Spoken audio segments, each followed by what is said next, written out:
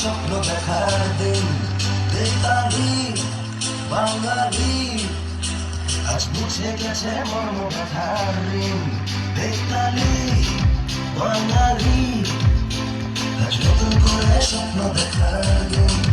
বেতালি বাঙালি আজ মুছে গেছে মর্ম ব্যথার ঋণ আরে